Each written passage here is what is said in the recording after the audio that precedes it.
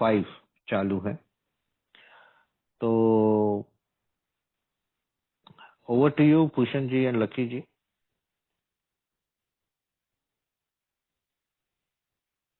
पढ़ेंगे आप पहले इंग्लिश में?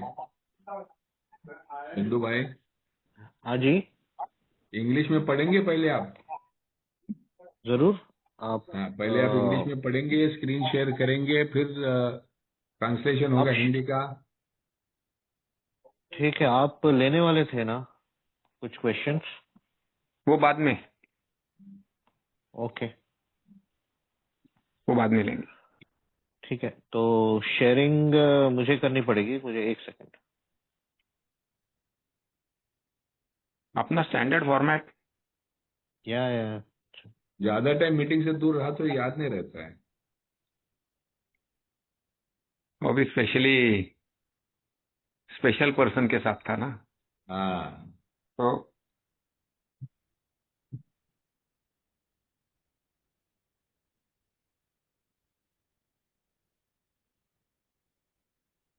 Addition.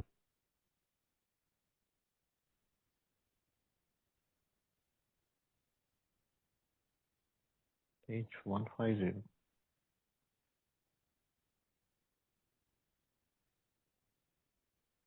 Okay, I guess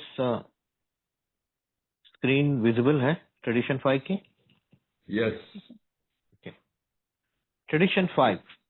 Each group has but one primary purpose: to carry its message to the alcoholic who still suffers. Shoemaker, stick to thy last. Better do one thing supremely well than many badly. That is the central theme of this tradition. Around it, our society gathers in unity. The very life of our fellowship requires the preservation of this principle. Alcoholics Anonymous can be likened to a group of, I think it should be linked to a group of physicians who might find a cure for cancer and upon whose concerted work would depend the answer for sufferers of this disease. True, each physician in such a group might have his own specialty. Every doctor concerned would at times wish he could devote himself to his chosen field rather than work only with the group. But once these men had hit upon a cure, once it became apparent that only by their united effort could this be accomplished, then all of them would feel bound to devote themselves solely to the relief of cancer. In the radiance of such a miraculous discovery, any doctor would set his other ambitions aside at whatever personal cost. Just as firmly bound by obligation are the members of Alcoholics Anonymous, who have demonstrated that they can help problem drinkers as others still seldom can. The unique ability of each A to identify himself and bring recovery to the newcomer in no way depends upon his learning, eloquence, or any special individual skills.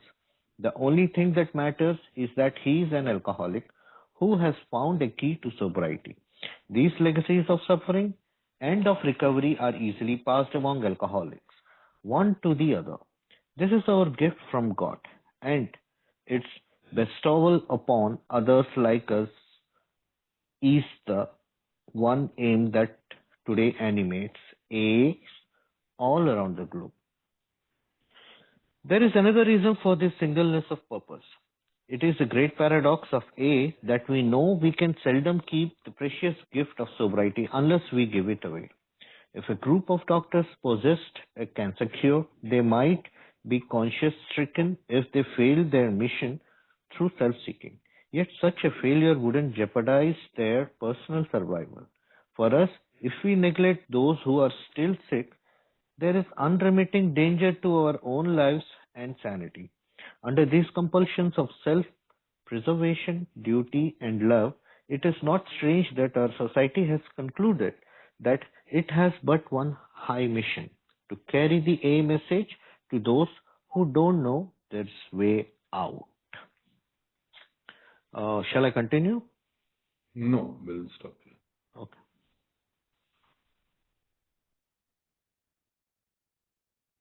Unmute, lucky हाँ जी। ना, नमस्ते, हाँ it was muted and I went on talking. नमस्ते दोस्तों, मेरा नाम lucky, मैं एक शराबी हूँ। हाय लकी। आपका दिन शराब के पहले गुट से दूर हूँ। मैं रिवाइवर ग्रुप का मेंबर हूँ, स्पॉन्सर लिया हुआ है और एक ही तत्वों पे आधारित जीवन जीने की कोशिश कर रहा हूँ और उसकी रजा में कट रही है दोस्तों। आज हम ट्रेडिशन 5 पे आए हैं और ट्रेडिशन 5 का घोष वाक्य जो है वो बिल ने सबसे ऊपर ही लिखा हुआ है और वो है शू maker stick to the task. यानी कि भाई मोची, अपने काम तक ही सीमित रहो या अपना ही काम करो। शू मेकर मोची को बोलते हैं और ये इस सारे ट्रेडिशन का एक जैसे घोष वाक्य ही है, ये गाइड करता है। इसके अगले पैरा में बिल हमको एक उदाहरण देता है और हमको बताने की कोशिश करता है कि हम भले कैसे अलग अलग स्किल से हों तो क्या होता है, कैसे हम एक एक जुड़े रहे तो क्या हो सकता है। तो मोची को अपने काम तक ही सीमित रहना चाहिए, अर्थात कई कामों को खराब ढंग से करने की बजाय, यानी कि आधा अधूरा, थोड़ा प्रयत्न किया, ये भी किया वो भी किया, ये न करते हुए एक ही काम को अत्यंत अच्छी तरह करना बेहतर है। ये इसका घोष वाक्य का संदेश है। और बिल आगे कहता है कि यही इस परंपरा का केंद्रीय विषय है। इसी के चारों ओर हमारा समाज एकता में एकत्र होता है। हमारी फेलोशिप का अस्तित्व इसी सिद्धांत की रक्षा पर निर्भर करता है। हमने क्योंकि इतिहास में देखा है, जब जब हम अपने इस एकमात्र सिद्धांत से हम भटके हैं, हम में डिसयूनिटी आई है, बिखर गए हैं लोग, रास्ता भटक गए हैं, बट थैंक गॉड, भगवान का शुक्र कि हम इसके ऊपर ही रहे। और आगे ना बिल एक तुलनात्मक समझाने की कोशिश करने के लिए एक उदाहरण देता है। वो कहता है कि अल्कोहलिक्स अनोनिमस की तुलना ऐसे डॉक्टरों के समूह के से की जा सकती है जिन्होंने कैंसर का इलाज खोज लिया हो और जिनके संयुक्त प्रयासों पर इस बीमारी से पीड़ित लोगों की आशा टिकी हो। अब ये 1960 का लिखा हुआ ऐसे है और तब कैंसर ये बहुत गंभीर, और तभी तो कैंसर का कुछ इलाज ही नहीं था, यानी कि कैंसर तो मृत्यु ऐसा ही चलता था। इसके लिए बिल ने कैंसर जैसे एक महारोग का उदाहरण लिया। अब ऐसे डॉक्टरों ने जो कैंसर का इलाज खोज लिया हो, तो उस समूह में हर डॉक्टर अपनी अपनी विशेषज्ञता रख सकता है, क्योंकि साथ में एक समूह में आए हैं। तो कोई नाक कान का डॉक्टर होगा, कोई हृदय का होगा, कोई होगा, सारे के सारे कैंसर स्पेशलिस्ट तो थे नहीं। तो हर डॉक्टर की आगे समझाता है, कभी ना कभी ये इच्छा करेगा कि वह केवल अपने चुने हुए क्षेत्र में काम करे, बजाय इसके कि वह केवल समूह के साथ मिलकर काम करे। लेकिन जब एक बार उन लोगों ने इलाज खोज लिया और यह स्पष्ट हो गया कि यह उपलब्धि उनके संयुक्त प्रयास से ही संभव है, तो वे सभी स्वयं को पूरी तरह से कैंसर से पीड़ितों की सेवा में समर्पित महसूस करेंगे। हार्ट वाला भी लग गया, लंग वाला भी लग गया, किडनी वाला भी लग गया, दिमाग वाला भी लग गया। इनके स्पेशलाइजेशन अलग अलग थे, लेकिन जब साथ में मिलकर आके उन्होंने कैंसर का इलाज ढूंढ लिया, तो फिर वो अपना स्पेशलाइजेशन भूल करके कैंसर पीड़ितों की सेवा में अपने आप को समर्पित करेंगे। और ऐसी चमत्कारी खोज की रोशनी में कोई भी डॉक्टर अपने सभी व्यक्तिगत महत्वाकांक्षाओं को, चाहे उसकी व्यक्तिगत कीमत कुछ भी हो, एक और रख देगा। वो भूल जाएगा मैं नाक कान का स्पेशलिस्ट हूँ या मैं इसका स्पेशलिस्ट हूँ। और ये उदाहरण इस बात को संकेत देता है कि हमें जब अल्कोहलिज्म का एक बड़ा ही पुख्ता जवाब मिल गया, तो हम में से कईयों के पास बहुत सारे आइडिया थे, हम ये भी कर लेंगे, हम वो भी कर लेंगे। लेकिन जब हमको ये इलाज मिल गया, तो उन डॉक्टरों की तरह हमने अपने बाकी के विचारों को छोड़ दिया कि स्कूल डाल, ये डाल, हॉस्पिटल डाल, उनको सिखा, उनकी परिवार की काउंसलिंग कर, यानी कि उन सबको छोड़ते हुए विचारों को हमने जब ये इलाज पा लिया, तो हम पूरी तरह उसको समर्पित हो जाना चाहिए। इसी तरह की अगले पैरा में कहता है कि इसी तरह की जिम्मेदारी से, जैसे डॉक्टरों ने कैसे जिम्मेदारी निभाई, अपने आप को पूरी तरह कैंसर के इलाज को समर्पित कर दिया, हालांकि वो अपने अपने क्षेत्र में माहिर थे। अल्कोहलिक्स एनोनिमस के सदस्य भी इसी तरह पूरी दृढ़ता से बंधे हुए हैं, क्योंकि हमने यह सिद्ध कर दिया है कि जो समस्याग्रस्त शराबियों की मदद जिस तरह कर सकते हैं, ऐसा बहुत कम लोग कर पाते हैं। यानी कि हम एक मेंबर जिस तरह एक नए शराबी को मदद कर पाते हैं, ऐसे बहुत कम लोग कर पाते हैं। जरूर है, डॉक्टर अपनी मदद करेगा, साइकेट्रिस्ट अपनी मदद करेगा, धर्मगुरु अपनी मदद करेगा, लेकिन जो एक अल्कोहलिक दूसरे अल्कोहलिक को मदद करता है और उसमें जो जादू होता है, वो कैंसर के इलाज की तरह है। हर ए सदस्य की यह विशिष्ट क्षमता है कि वो नए आने वाले से स्वयं को जोड़ सके, आइडेंटिफाई करा सके उसको, और उसे रिकवरी के रास्ते पे ला सके किसी भी तरह से। उसका वाक कौशल कहो, उसकी नम्रता कहो, या किसी विशेष व्यक्तिगत प्रतिभा पर निर्भर नहीं करती ये सब चीजें कि भाई तुम्हारे को ऐसा अच्छा स्पीकर होना चाहिए, तुम्हें विद्वान होना चाहिए। इन सब की जरूरतों के बगैर एक व्यक्ति जो शराब से दूर है, जो प्रोग्राम पे चल रहा है, वो दूसरे व्यक्ति को केवल उसकी इसी क्वालिफिकेशन के ऊपर रिकवरी के रास्ते पे ला सकता है। एकमात्र बात जो मायने रखती है वो ये कि वो स्वयं एक शराबी हो जिसे सोबराइटी की किंजी मिल चुकी है। दुख से और उबरने की ये विरासतें शराबियों के बीच बहुत सहजता से एक दूसरे तक पहुंच जाती है। देखिए, हम कितने सोसाइटी के क्रॉस सेक्शन से आते हैं, यानी कि अलग अलग धर्मों से, अलग अलग प्रांतों से। अब इंडिया में तो कास्ट सिस्टम भी है, इंडिया में हमारी समस्या इलिटरेसी भी है, आधे से ज्यादा पुराने लोगों को पढ़ना लिखना नहीं। तो इतने बड़े गैप भी होने के बावजूद बिल हमको ये उदाहरण से समझा रहा है, एकमात्र बात जो मायने रखती है वो ये है कि शराबी जिसे सोबराइटी की कुंजी मिल चुकी है, यानी कि चाबी मिल चुकी है, औरों को बड़ी सहजता से मदद कर सकता है बिना किसी एडिशनल आइटम के, स्किल के। और बिल आगे कहता है, बड़ा महत्वपूर्ण वाक्य है कि यह ईश्वर का दिया हुआ हमारा उपहार है, ये भगवान की गिफ्ट है हमारे पे। हम तो अपनी जान बचाने आए थे और जान बचाते बचाते ये उपहार मिल गया कि जहां पे माँ नहीं पहुंच सकी, डॉक्टर नहीं पहुंच सका, धर्मगुरु नहीं पहुंच सका, वहां पे एक अजनबी अनजान अल्कोहलिक पहुंच जाता है। इसे अपने जैसे दूसरों तक पहुंचाना ही आज दुनिया भर में एक को प्रेरित करने वाला एकमात्र उद्देश्य है। इसीलिए हम इस ट्रेडिशन को शॉर्ट में कहते हैं तो कहते हैं प्राइमरी उद्देश्य। बिल आगे एक और कारण देता है उद्देश्य की एकता का।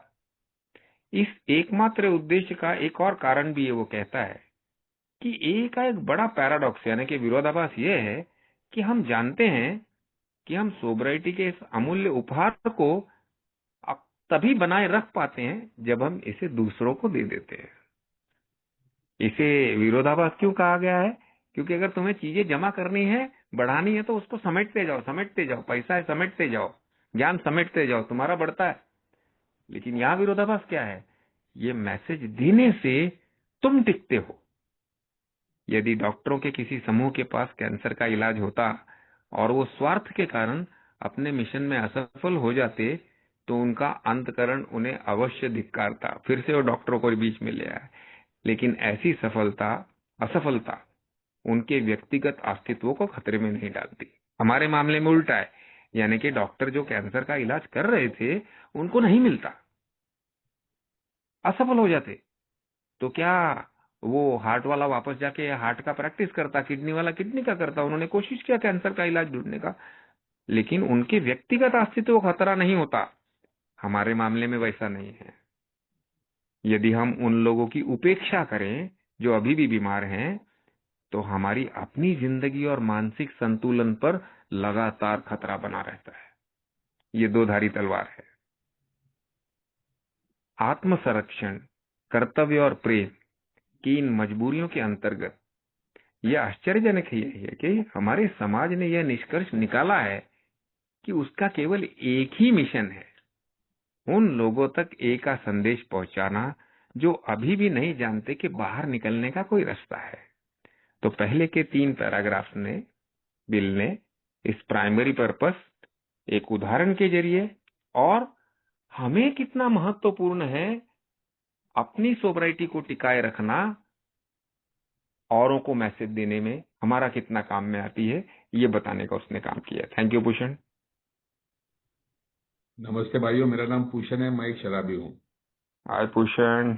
हाय एवरीबॉडी, भगवान की बड़ी कृपा है और अल्कोहलिक्स अनोनिमस की मदद। आज का दिन शराब के पहले गुड़ से दूर हूँ दोस्तों, और बहुत अच्छा लग रहा है।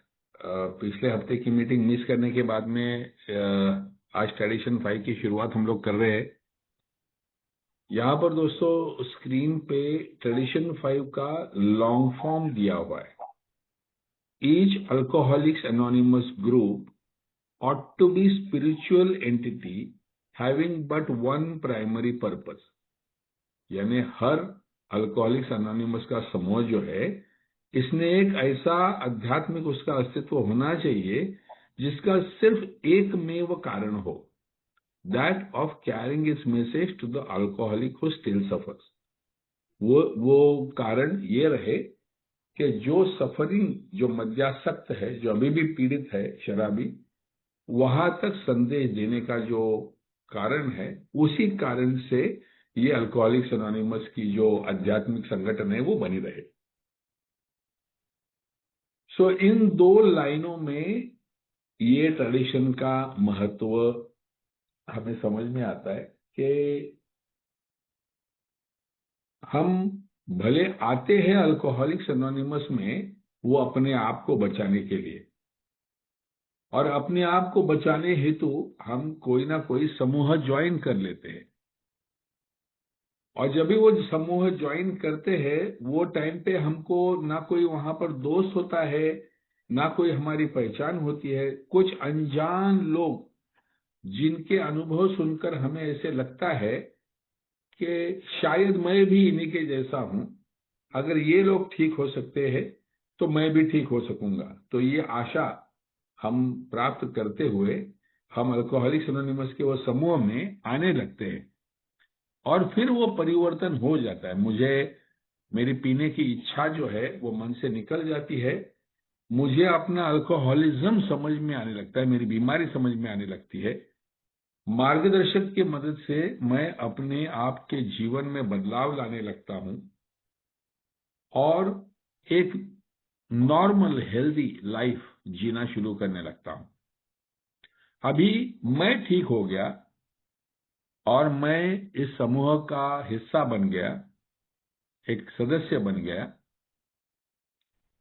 अब ऐसी अवस्था में मेरे सामने हमेशा से ये चुनौती रहती है कि अभी मैं सिर्फ एक सदस्य बनकर पीछे बैठकर समय निकालूं, सिर्फ अपनी सोबराइटी पे कंसंट्रेट करूं, या किसी न किसी प्रकारे इस समूह के चलने चलाने में मदद करूं।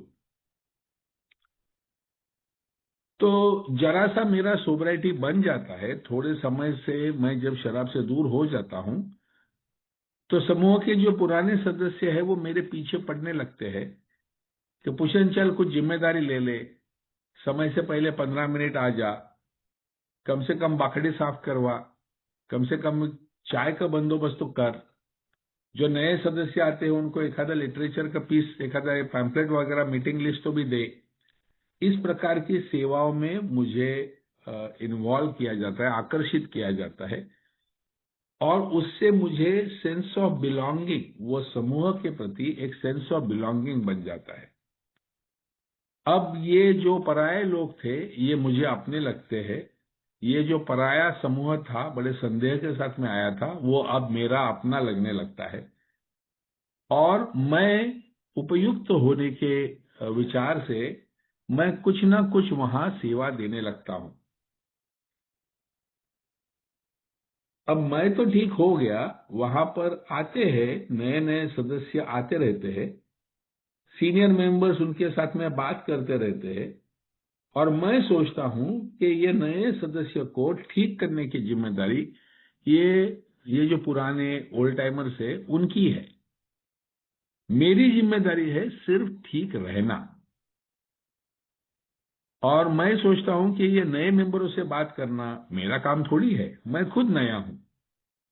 ये जब भी 12 स्टेप कॉल आता है, किसी पीड़ित का संदेशा आता है, उसका पता मिलता है या फोन आता है, किसी डॉक्टर के जरिए आता है, तो उसके घर में जाने का होता है, तो ये मेरा थोड़ी काम है, वो तो पुराने मेंबर है, वो लोग कर लेंगे।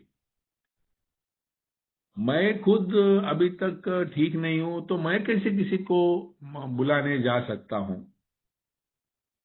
मुझे ऐसे लगता है कि मेरा कार्यक्रम जो है वो स्वार्थी है इस तरीके से कि सिर्फ अपनी सोबराइटी के लिए मैंने यहाँ पर आते रहना चाहिए। बाकी जो ये समूह के कार्य है, काम है, उनके प्रति मेरी कोई जिम्मेदारी नहीं है। और अगर कोई मेरे ऊपर कोई जिम्मेदारी डालना भी चाहे, तो पहले तो मैं उसमें से बाहर निकलने का प्रयास करता हूँ। नहीं नहीं यार, मेरा तो बिजनेस है, मैं नहीं पहुंच पाऊंगा, नहीं मेरा बहुत ट्रैवलिंग है, मैं जिम्मेदारी नहीं ले पाऊंगा।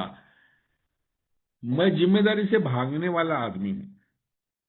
और मैं सोचता हूँ कि अगर कल मुझे सेक्रेटरी बना भी दिया और मैं कुर्सी में बैठ भी गया, तो ये जो पुराने सदस्य जिस प्रकार से मीटिंग चलाते, उतनी खूबसूरती से मैं नहीं चला पाऊंगा।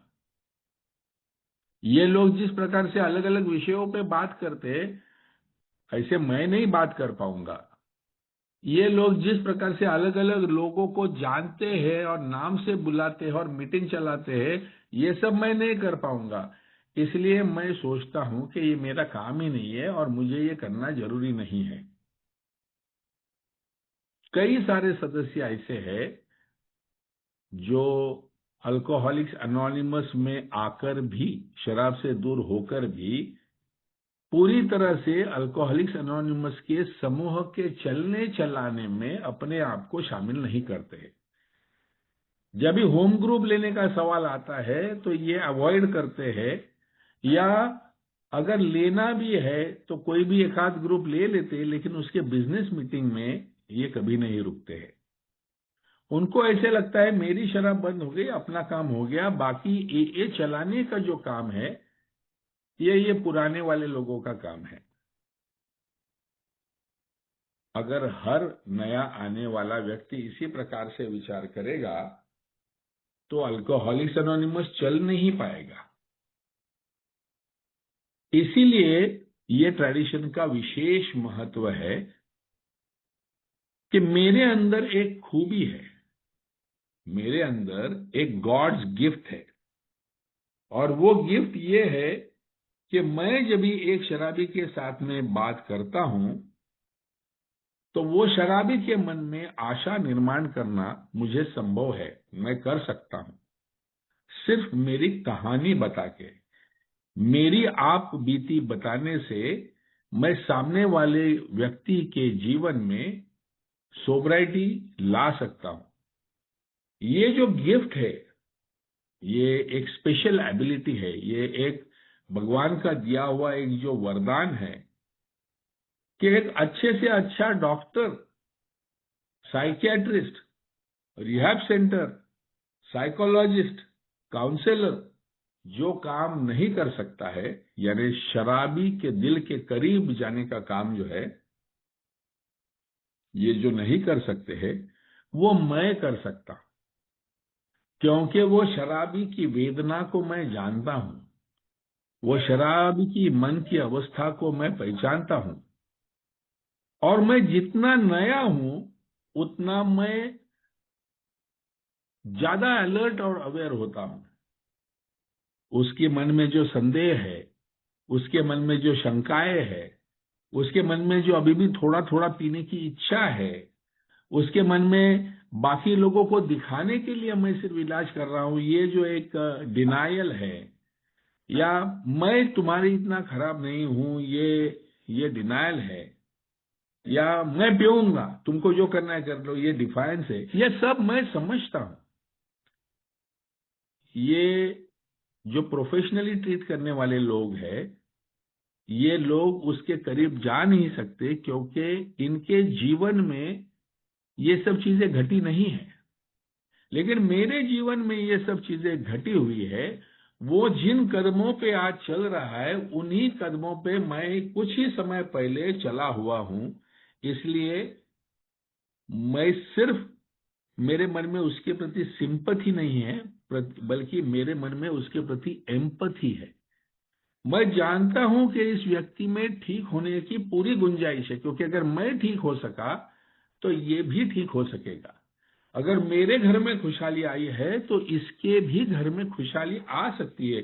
थोड़ा सा पेशेंस रखने की जरूरत है, थोड़ा सा इसको समय, थोड़ा सा फॉलो अप देने की जरूरत है, थोड़ा सा प्यार और थोड़ी सी दोस्ती इसको देने की जरूरत है।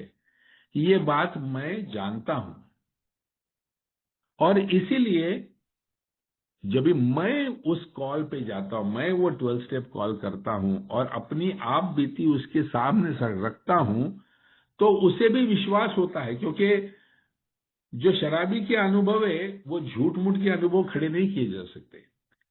शराबी के अनुभव जो की सच्चाई, जब भी मैंने क्या क्या किया है मैं बताने लगता हूं, तो वो सच्चाई सामने वाले के दिल तक पहुंचती है। इसीलिए इसे लैंग्वेज ऑफ द हार्ट कहा जाता है।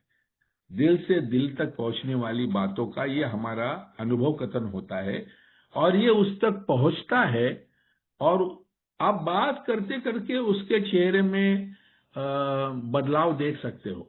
जो बिल्कुल ही हारा हुआ इंसान है, बिल्कुल ही डरा हुआ इंसान है, बिल्कुल ही रोने तक आया हुआ इंसान है, हमारे से बात करते करते करते उसके चेहरे पे होप आते अपने को दिखता है, उसके चेहरे पे थोड़ी सी हंसी दिखती है।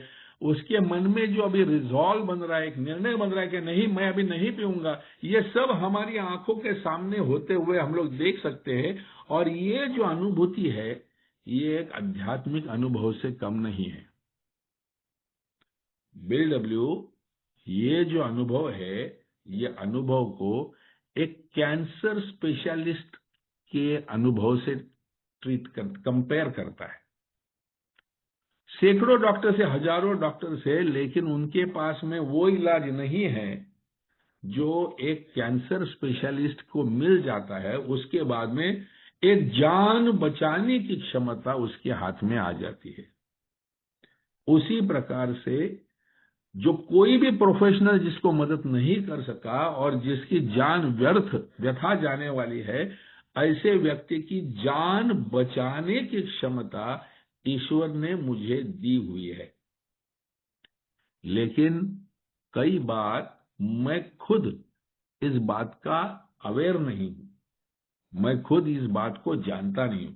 हाँ, इसका थोड़ा थोड़ा असर मुझे समझ में आता है जब मैं स्टेज पे खड़ा रहता हूं और शेयरिंग करता हूं, और जब मेरा शेयरिंग होने के बाद में सामने से लोग तालियां बजाते हैं, या कोई आके मुझे गले लगता है, या मेरे पीठ थपथपाता है, या बहुत अच्छा लगा ऐसे हाथ में हाथ मिलाकर बोलता है, तो मुझे समझ में आता है कि मेरी भाषा उस तक पहुंच चुकी है। मेरी वेदना, मेरा जो मैं बताने का जो प्रयास कर रहा था, भले मैं बहुत अच्छा ओरेटर नहीं हूं, भले बहुत अच्छा मैं बात नहीं कर सकता हूं, लेकिन मेरा जो दर्द है, मेरा जो रिलीफ है, वो सामने वाले तक पहुंच पाया है, इसका मुझे एहसास होता है। अभी जब तक मैं बाहर निकलूंगा नहीं, जब तक मैं वो पीड़ित शराबी की जिम्मेदारी लूंगा नहीं, तब तक मेरे अंदर छुपी हुई ये गॉड्स गिफ्ट का मुझे एहसास होगा नहीं। बिल डब्ल्यू कहता है कि समूह के अस्तित्व का एकमेव प्राथमिक उद्देश्य यह है कि पीड़ित शराबी के साथ में काम करना। यानी मेरे मन में कोई संदेह नहीं है, मेरा उद्देश्य ये नहीं है कि मेरे ग्रुप में मेंबर्स बढ़ने चाहिए, मेरे ग्रुप का पैसा बढ़ना चाहिए, मेरे ग्रुप में अच्छे टॉपिक्स चलने चाहिए, मेरे ग्रुप की नाइट विजिल बड़ी होनी चाहिए, मेरे ग्रुप का आईजीआर जाना चाहिए। ये सब इंसिडेंटल साइड एक्टिविटीज है। प्राथमिक उद्देश्य ये है कि पीड़ित शराबी तक मेरा संदेशा पहुंचना चाहिए, और ये हम में से हर एक की जिम्मेदारी है। बिल डब्ल्यू कहता है ये तीन कारण हैं इसके। एक, अगर मैं पीड़ित शराबी के साथ में काम नहीं करूंगा तो मेरी सोबराइटी, मेरी स्पिरिचुअल कंडीशन जो है, ये मैं टिका नहीं पाऊंगा। ज्यादा समय तक मैं अपना आध्यात्मिक मानसिक स्थिति को बनाए नहीं रख पाऊंगा। मैं दोबारा जिंदगी के झमेले में खिंचा चला जाऊंगा और I will go back to my old ways, और शायद मैं वापस समाज में गया, वापस वही पैसा प्रतिष्ठा इन चीजों के पीछे मैं भागने लगा, तो मेरी सेरेनिटी भी चली जाएगी और शायद मेरी सोबराइटी भी धोखे में आ जाएगी। तो डॉक्टर बॉब ने एक बहुत अच्छा वाक्य कहा हुआ है कि जब कोई चीज नहीं काम करे, जब आपके ऊपर कोई भी चीज, न स्पॉन्सरशिप, न प्रोग्राम, न स्टेप वर्क, न बिग बुक, कोई भी चीज अगर आपके साथ में काम नहीं कर रही है, तो इंटेंसिव वर्क, अगर आप पीड़ित शराबी को संदेश वहन करने का कार्य सिर्फ करते रहेंगे ना, तो भी आप बच जाएंगे। इतना इसका महत्व है। तो बिल डब्ल्यू यहां पर दोबारा हमको याद दिलाता है कि ये जो प्राथमिक उद्देश्य वो इसलिए है क्योंकि उसका सबसे पहला तत्व है सेल्फ प्रिजर्वेशन। अगर मैं ये नहीं करूंगा तो मैं नहीं बचूंगा। दोस्तों, मुझे याद है जब एक रिहैब सेंटर से डिस्चार्ज होके मैं ठाणे में आया था और मैंने ये रिवाइवर ग्रुप जब ज्वाइन किया, तो यहां पर 3-4 ही सदस्य थे और उन दिनों रिहैब में से आने वाले जो सदस्य हैं उनकी तरफ देखने का जो बाकी सदस्यों का एक नजरिया था, वो ज्यादा फ्रेंडली नहीं था। उनको ऐसे लगता था कि ये रेडीमेड रिकवरी है और हम ओरिजिनल ए की रिकवरी है। तो कई बार निगेटिविटी, कई बार सरकास्टिकली बातचीत करना, कमेंट मारना, इस प्रकार की बातें होती थी। अब मैं थाने में नया आया हुआ, 3-4 ही लोगों का ग्रुप मैंने ज्वाइन किया और ये सब जो निगेटिविटी की बातें अगर कुछ लोग जब बोलते थे तो मुझे बड़ा लोनली महसूस होता था, मुझे बड़ा डर लगा रहता था कि मैं रिहैब से आया लेकिन आज तो अल्कोहलिक्स एनोनिमस में हूं। अगर आप लोग ही मुझे नहीं स्वीकारोगे तो मैं जाऊंगा कहां? जिंदगी भर तो मैं रिहैब की मीटिंग्स नहीं कर सकता। मुझे तो ए में आना ही होगा, मेरे को बचना है तो मुझे ए में आना ही होगा। लेकिन आप लोग मुझे अगर अनवेलकम फील कराओगे किसी भी वजह से, तो मैं जाऊंगा कहां? मेरे लिए कौन सी जगह है? तो जब भी मुझे पता चला कि इंटेंसिव वर्क, अगर पीड़ित शराबी के साथ में काम करने से ही मैं बचूंगा, तो मैं कैसे बच सकता हूं? इसके लिए मैंने सोचा कि मैं कहां से ढूंढूंगा। तो मैंने जो रिहैब सेंटर से मैं आया था, वो वैसे ही जो 2-4 मेरे और दोस्त थे जो अलग अलग रिहैब सेंटर से आए हुए थे, वो सब रिहैब सेंटर से हमने बात किया और जो भी थाने एरिया में डिस्चार्ज होने वाला पेशेंट होगा उसका डिटेल हमको दो और हम उसको रिहैब से उठा के लेके जाएंगे, मीटिंग में लेके जाएंगे। इस प्रकार का मैंने काम चालू कर दिया। दूसरा, मुझे संदेश देने में एक साइकियाट्रिस्ट का हाथ था। तो मैं जानता था कि जब साइकियाट्रिस्ट किसी को भेजता है तो वो कार्यक्रम की महत्व ज्यादा मुझे लगता है। इसके लिए ठाणे में जो 2-4 प्रचलित साइकियाट्रिस्ट थे, फेमस साइकियाट्रिस्ट थे, मैं उनको जाके मिला और उनको बोला कि जब भी कभी आपके पास कोई शराबी पेशेंट होगा तो मुझे बताइएगा, मैं फॉलोअप करूंगा। तो मैं आउट ऑफ सेल्फ प्रिजर्वेशन, अपने आप को बचाने के हेतु मैंने ये सब काम करना शुरू कर दिया। और जब भी जाता था तो साथ में किसी ना किसी को लेके जाता था। अब मेरे समूह में बहुत ज्यादा सीनियर मेंबर्स थे ही नहीं, तो जो मेरे बराबरी के थे या मेरे बाद में आए हुए थे उन्हीं के साथ में जाता था। लेकिन धीरे धीरे धीरे जब भी मैंने देखा कि जब भी मैं एक 12 स्टेप कॉल करके आता, भले वो व्यक्ति सोबर हो या नहीं हो, वो ठीक रहे या नहीं रहे, लेकिन उसको मदद करते करते मैं अपने आप को ठीक रख सका। तो जो पहला पॉइंट इन्होंने कहा कि अल्कोहलिक्स एनोनिमस के हर सदस्य को ये काम करना है, ये प्राथमिक उद्दिष्ट का संदेश वहन का काम करना है, क्योंकि ये करने से ही तुम बचोगे। ये पहला कारण, सेल्फ प्रिजर्वेशन। दूसरा कारण है ड्यूटी। ड्यूटी कैसे? ये मेरी जिम्मेदारी कैसे बनती है? तो किसी ना किसी ने मेरे लिए वक्त दिया था,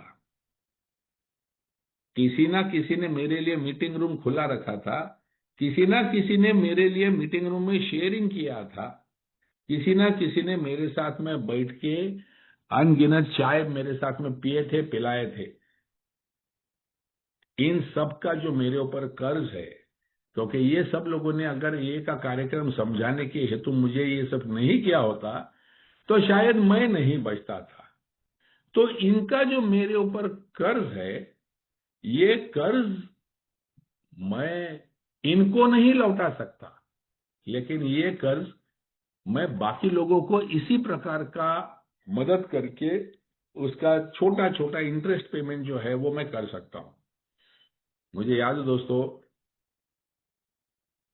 मैं उन दिनों नरीमन पॉइंट पे तुलसियानी चेंबर्स में काम करता था, और मैं वहां से कोलाबा में गेटवे ग्रुप में जाया करता था। और मेरा प्रॉब्लम ये था कि मैं दोपहर से पीना चालू करता था। लंच टाइम हो गया कि मैं उतरता था, और पहला मेरा पीना जो है वो लंच टाइम में होता था। फिर वो कैसे वैसे काम का एक्टिंग करके मैं बचा हुआ समय निकालने के बाद में शाम को पूरा टाइम बचता था। एक दिन मैंने जाके मीटिंग में ये बात शेयर कर दी कि मेरा प्रॉब्लम इवनिंग ड्रिंकिंग नहीं है, मेरा प्रॉब्लम आफ्टरनून ड्रिंकिंग है। लंच टाइम में मैं पी लेता हूं, तभी मेरे मुंह को लग जाती है, और बाद में फिर मैं अपने आप को रोक नहीं पाता हूं। तो अगले दिन एक व्यक्ति, मेरा लंच टाइम 1:30 बजे का था, तो 1:20 पर एक व्यक्ति मुझे मिलने मेरे ऑफिस में आया, ए मेंबर। और हाय हेलो, अरे आप इधर, आप कैसे? नहीं, बोला मैं इस एरिया में था, सोचा लंच टाइम है तो लंच तुम्हारे साथ में कर लो। तो वो और मैं, हम लोग दोनों नीचे गए। नीचे एक बिरयानी वाली गाड़ी थी, कई बार मैं वहां पर खाता था। तो वहां पर दोनों ने, हम लोगों ने बिरयानी खाई। मैं ऑफिस में चला आया, वो चला गया, थोड़ा बहुत बात करके चला गया।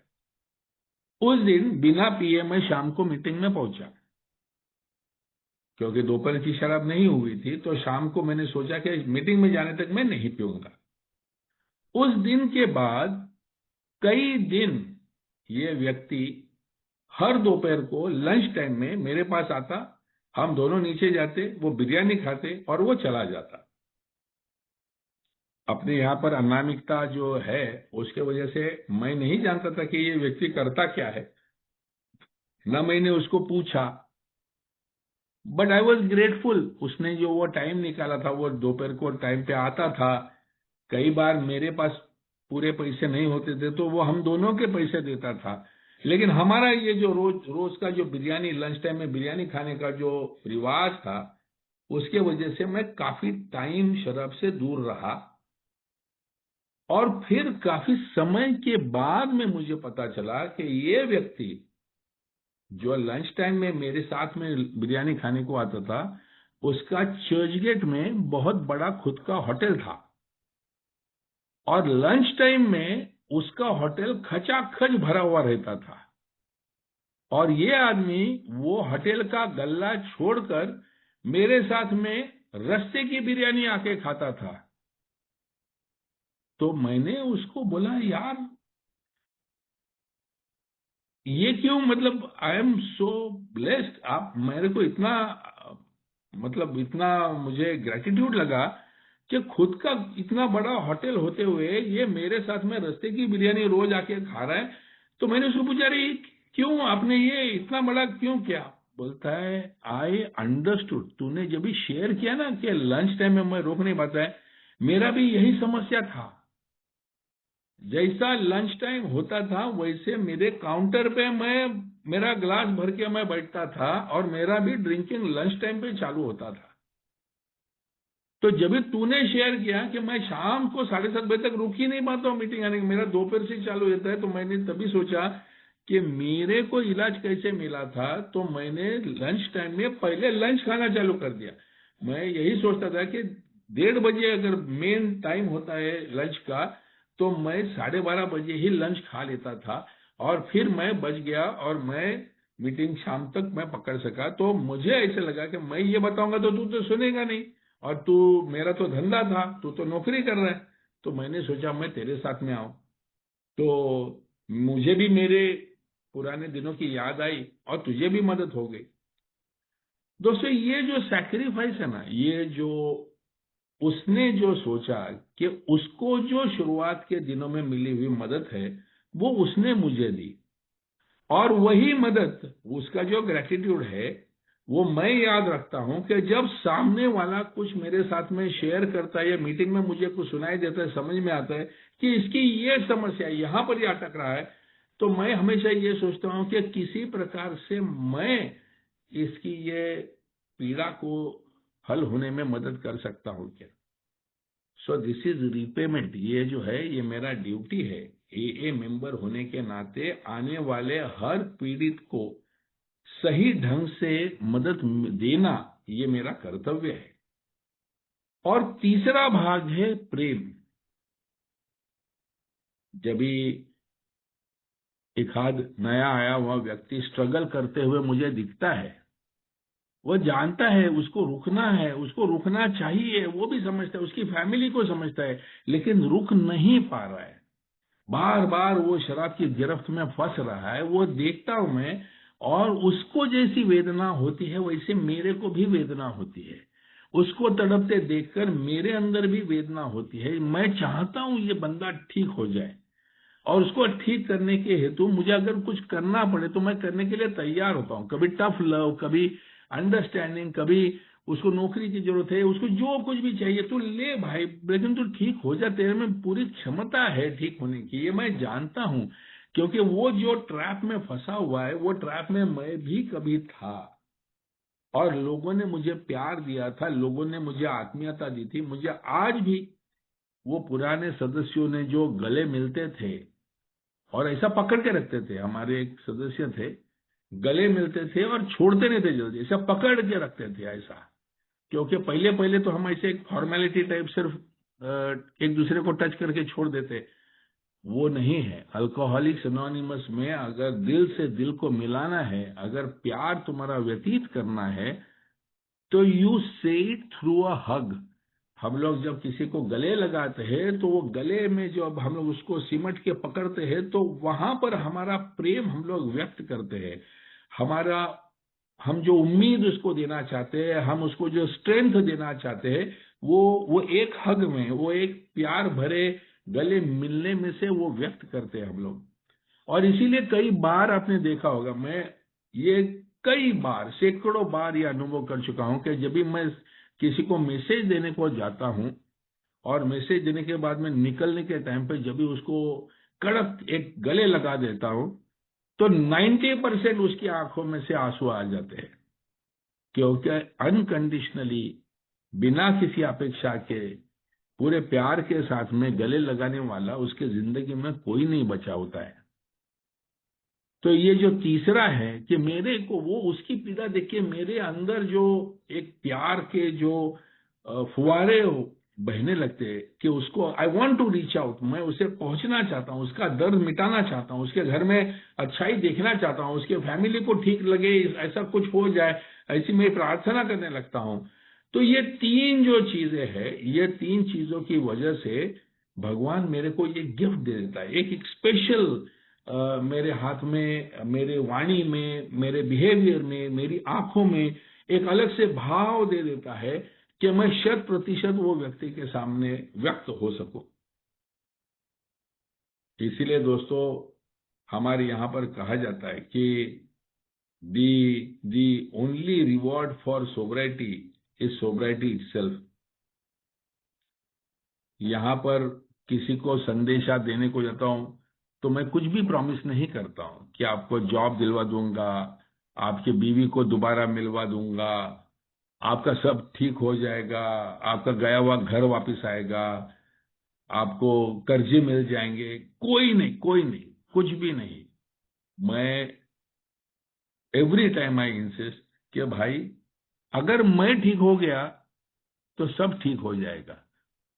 तो ये जो संदेश वहन है, ये जो carrying the message to the still suffering alcoholic है, यही एकमेव उद्दिष्ट है। तो यहाँ पर दोस्तों, आप में से कोई भी ऐसा व्यक्ति है जो कुछ समय से ए में आ रहा है, लेकिन अभी भी 12वें कदम का ये काम 12 स्टेप वर्क नहीं किया है, किसी को संदेश देने के लिए नहीं गया है, तो दोस्तों एक बहुत बड़े आध्यात्मिक अनुभव से आप अभी तक वंचित हो। मैं जानता हूं कि मन में एक संकोच होता है, यार शराबी के मुंह कौन लगेगा, उसके घर कौन जाएगा, और उसने गाली गलौज किया तो, और उसके घर वाले कैसे बिहेव करेंगे, और फिर मैं वो बर्दाश्त कर सकूंगा क्या, मेरा तो वैसे ही टेम्पर गर्म है, ये कौन बोला ये ऐसा सब करने के लिए। दोस्तों मैं इतना बोल सकता हूं कि पिछले 32 सालों में मैं जितने जितने घरों में संदेश देने के लिए गया हूं, एक भी दफा मेरा अपमान करके मुझे वहां से बाहर निकाला नहीं गया है। एक भी बार ऐसा नहीं हुआ है कि वो आदमी मेरे ऊपर गुस्सा हो गया हो, या घर वालों के ऊपर गुस्सा हो गया कौन बोला है इसको वगैरह वगैरह, ऐसा कभी नहीं हुआ है। क्योंकि जब भी हम लोग जाते हैं तो हम हमारे पूरे जहन में से जो प्यार है वो व्यक्त होता है वो व्यक्ति के लिए, और हमारी जो प्रामाणिकता से उसको मदद करने की इच्छा है, वो उसके कितना भी बड़ा शराबी क्यों नहीं हो, कितना भी बड़ा डिनायल और डिफाइंस उसका क्यों नहीं हो, कितनी भी बड़ी ग्रैंडियोसिटी उसकी क्यों नहीं हो, उसमें से आर पार जाके उसका जो अंदर वल्नरेबल चाइल्ड है, उस तक वो हमारा जो संदेशा है वो पहुंच पाता है। और ये अनुभव मैं समझता हूं हर एक ने लेना बहुत जरूरी है। So over to you Chandu. Thank you Bhushan. ये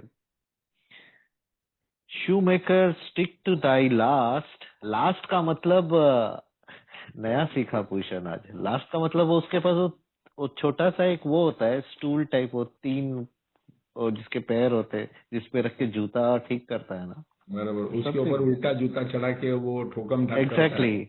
ओ, लास्ट का मतलब वो है। देख, बहुत अच्छा लगा सुन के, मजा आया। Anyways, highlighting the wisdom of a single purpose, a member tells this story. Restless one day, I felt I'd better do some 12-step work.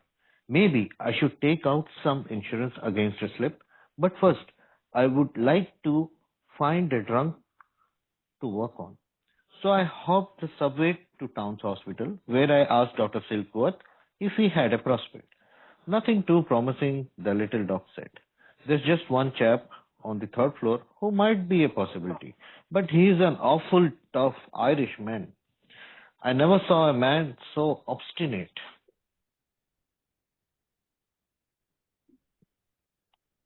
ये शेयरिंग करूं क्या फिर से स्क्रीन? कन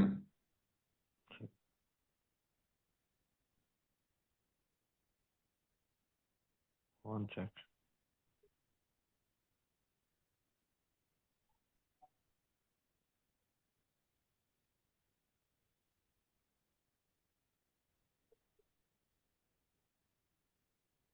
वन 151। Drag this. Dragging में प्रॉब्लम होती है.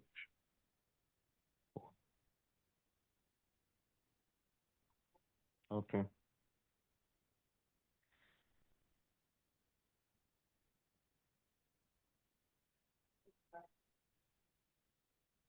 He shouts that if his partner would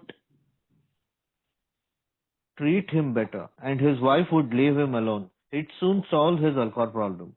He had a bad case of DTs. He's pretty foggy and he's very suspicious of everybody. Doesn't sound too good, does it? But working with him may do something for you. So why don't you have a go at it? I was soon sitting beside a big hulk of a man.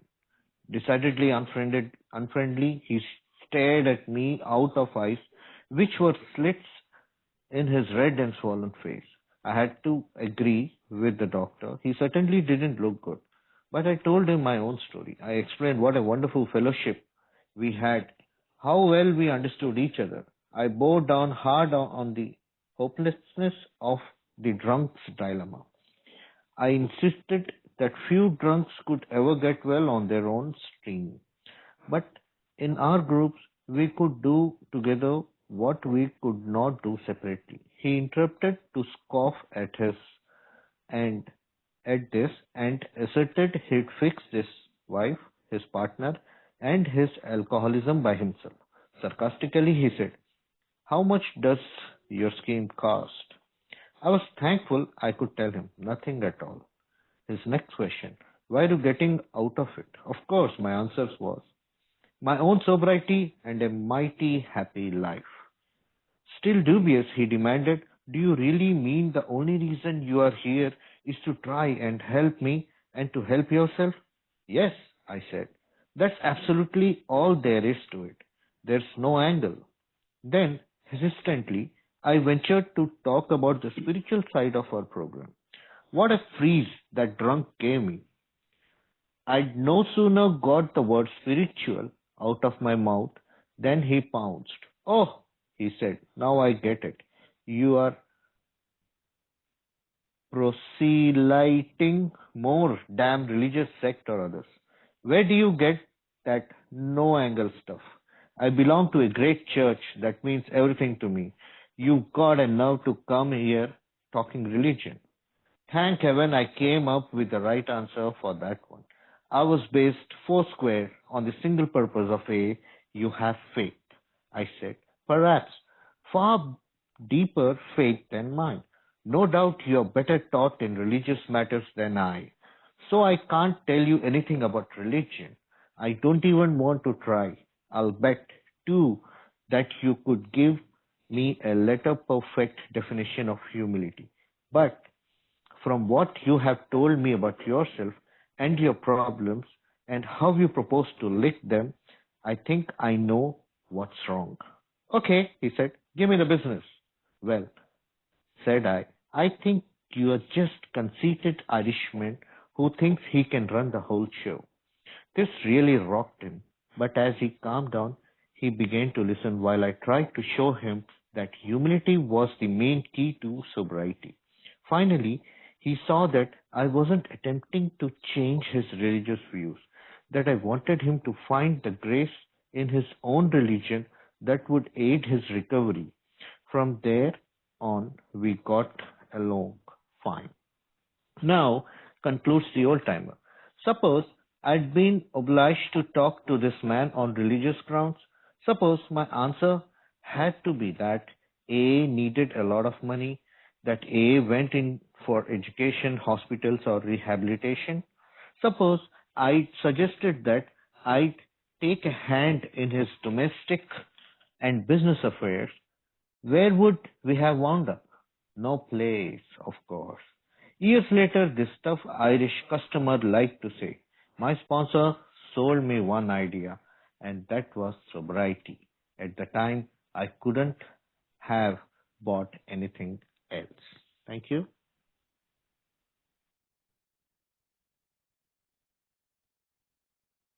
Yes, unmute first. Yes, thank you, Chandu.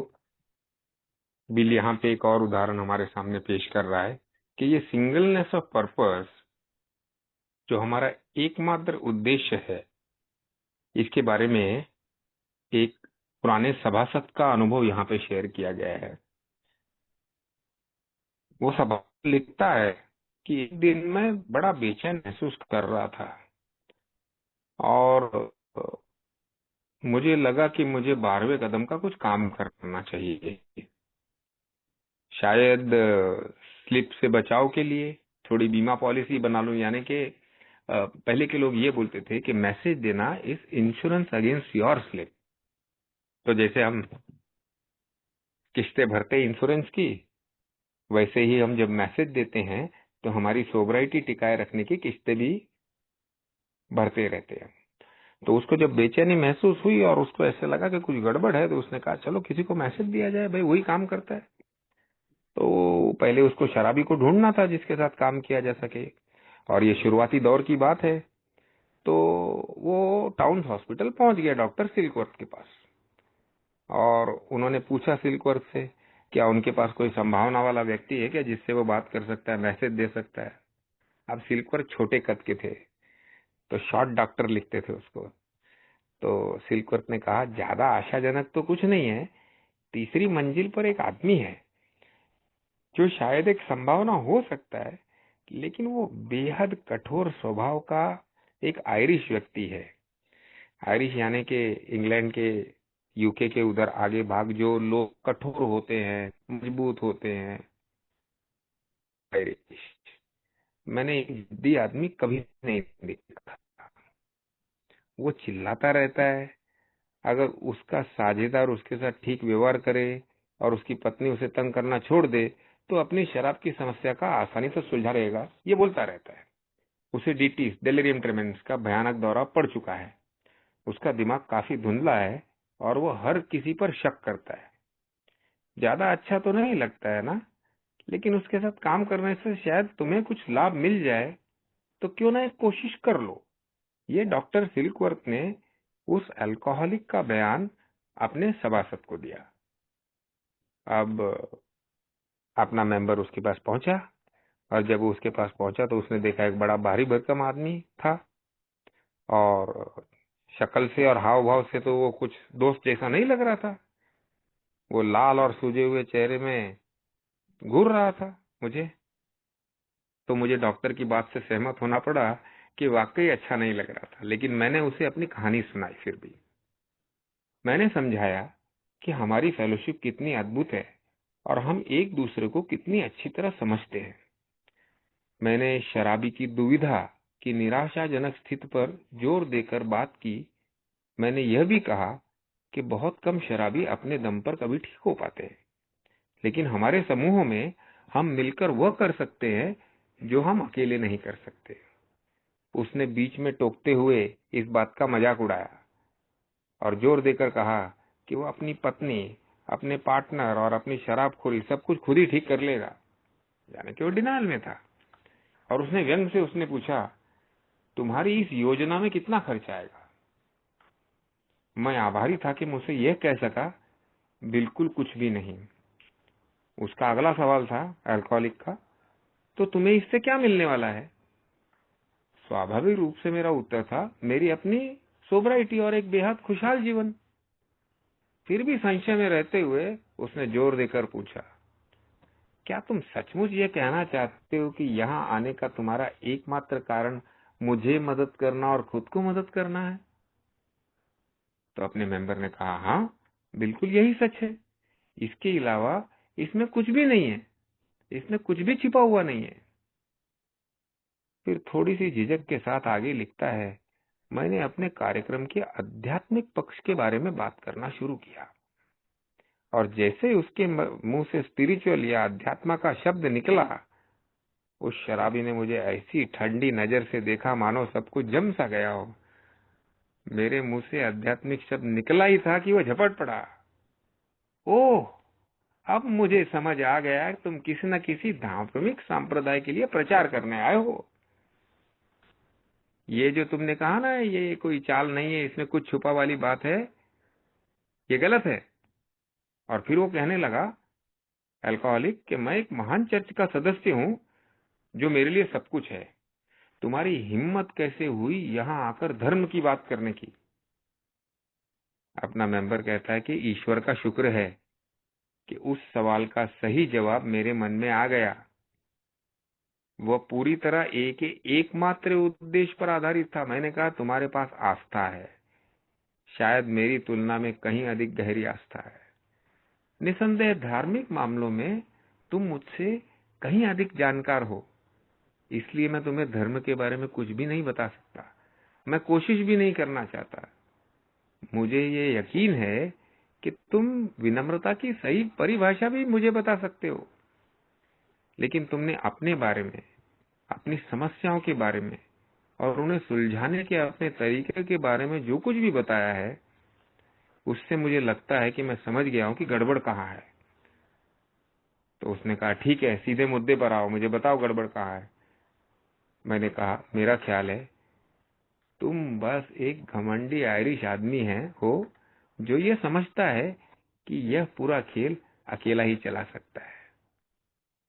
यह बात उसे भीतर तक हिला गई, लेकिन जैसे जैसे वो शांत हुआ उसने ध्यान से सुनना शुरू किया, और जब मैंने उसे समझाने की कोशिश की कि विनम्रता सोबराइटी की मुख्य कुंजी है, आखिरकार उसने यह समझ लिया कि मैं उसकी धार्मिक मान्यताओं को बदलने की कोशिश नहीं कर रहा था, बल्कि चाहता था कि वो अपने धर्म में ही उस कृपा को खोजे जो उसकी रिकवरी में मददगार हो। इसके बाद हम दोनों के बीच सब कुछ ठीक चलता रहा। कंक्लूजन करने में लिखता है, ईश्वर का शुक्र है उस सवाल का सही जवाब मेरे मन में आ गया। वह पूरी तरह के के प्राइमरी पर्पस यानी कि एकमात्र उद्देश्य पर आधारित था। और मैंने कहा तुम्हारे पास आस्था है, शायद मेरी तुलना में कहीं अधिक गहरी आस्था। निसंदेह धार्मिक मामलों में तुम मुझसे कहीं अधिक जानकार हो, इसलिए मैं तुम्हें धर्म के बारे में कुछ नहीं बता सकता।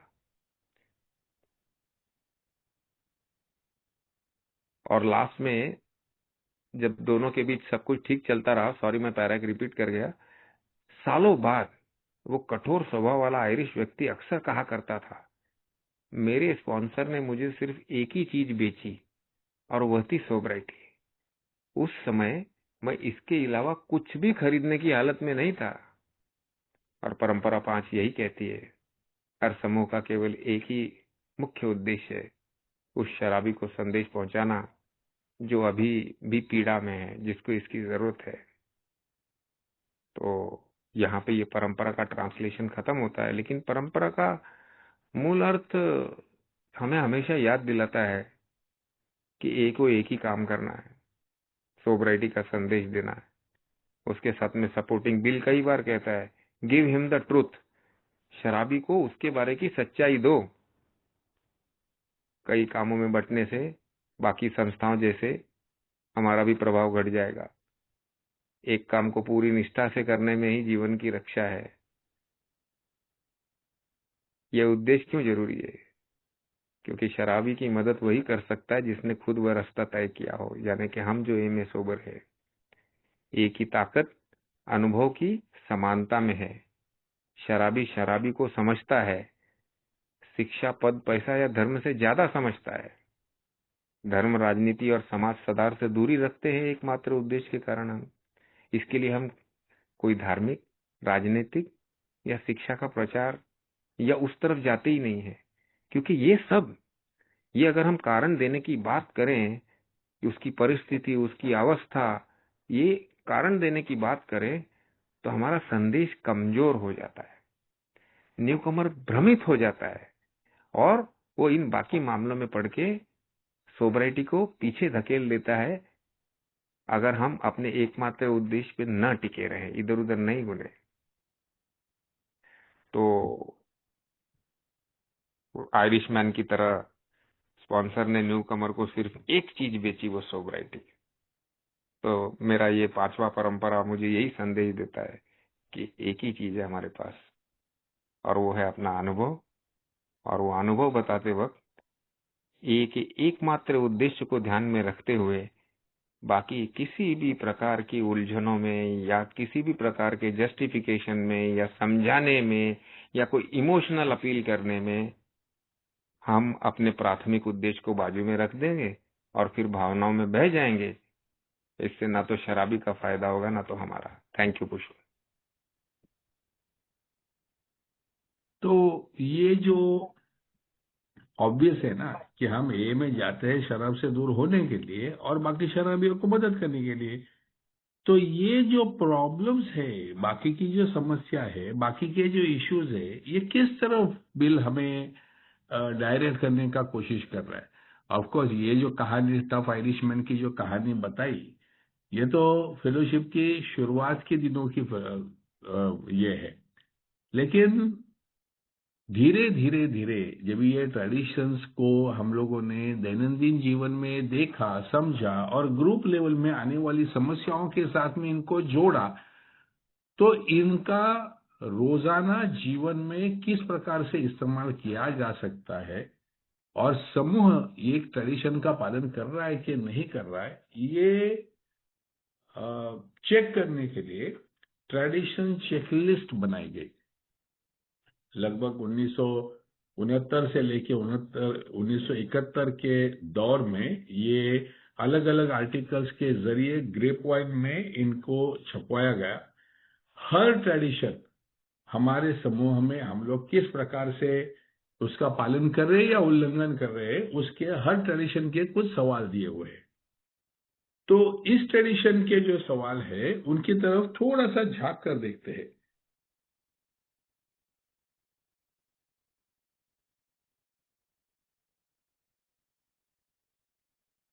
तो सबसे पहला सवाल ये ट्रेडिशन का चेकलिस्ट का दिया हुआ है। Am I willing to firmly explain to newcomer the limitations of AA help, even though they may get mad at me for not giving them a job, loan or dating advice or to help with the job? तो क्या आप जब भी किसी नए member के साथ में बात करते हो, उसको संदेश देने जाते हो, तो उसको आप आकर्षित करने हेतु कुछ भी उल्टा सुल्टा उसको प्रॉमिस करते हो? इसमें कुछ यहाँ पर जो उदाहरण बताए हैं, वो उदाहरण, पहला उदाहरण वहां पर दिया है जो मोस्ट कॉमन होता है, क्योंकि सभी शराबी किसी ना किसी तरीके के आर्थिक समस्या में फंसे हुए रहते हैं। तो सबसे पहला चाहिए होता है उनको लोन, क्योंकि कहीं ना कहीं से पैसे लिए हुए रहते हैं, क्रेडिट कार्ड के ऊपर बड़े बड़े इंटरेस्ट की पेमेंट चालू रहती है और हाथ में पैसा नहीं रहता है, पगार जो भी आता है उससे ज्यादा डिडक्शन होते रहती है और बहुत सारा एब्सेंटिज्म की वजह से पगार ही 15-20% आता है। तो सबसे पहले उनको जरूरत होती है पैसे की। लोग पूछते हैं कि मुझे जरा थोड़ी सी अड़चन है, अगर आप मदद कर दोगे तो मैं जल्दी आपको रिपे कर दूंगा। नहीं, हम अल्कोहलिक्स एनोनिमस में आर्थिक लेन देन नहीं करते हैं। या यहाँ पर डेटिंग एडवाइस क्या है, हम लोग डेटिंग एडवाइस नहीं बोलेंगे, लेकिन हम लोग फैमिली की समस्याओं के बारे में बात करेंगे, क्योंकि घर में जब भी हम इस प्रकार से हमारा बर्ताव है कि हमारी फैमिली पूरी तरह से हमारे साथ त्रस्त है, तो बीवी छोड़ के गई है या अलग रह रही है या मैके चली गई है या अभी साथ में रहना नहीं चाहती है या डिवोर्स का नोटिस दे चुकी है, तो ऐसे में मैं आपको गाइड करूंगा। हमारे पास कुछ वकील भी है, वो आपको मार्गदर्शन करेंगे, आपको सब ठीक करवा देंगे, आपके बीवी को जाने नहीं देंगे। ये सब चीजें हम लोग नहीं करते हैं। या तू आ तो जा, 90 दिन तो पूरे कर, तेरे को नौकरी दिलवा देते हैं, तेरा सब प्रॉब्लम सॉल्व हो जाएगा, तेरे पास तो इतना अच्छा एजुकेशन है, क्वालिफिकेशन है, मैं तेरे को करवा दूंगा। इस प्रकार का कोई भी हम लोग प्रलोभन उसको नहीं देते हैं।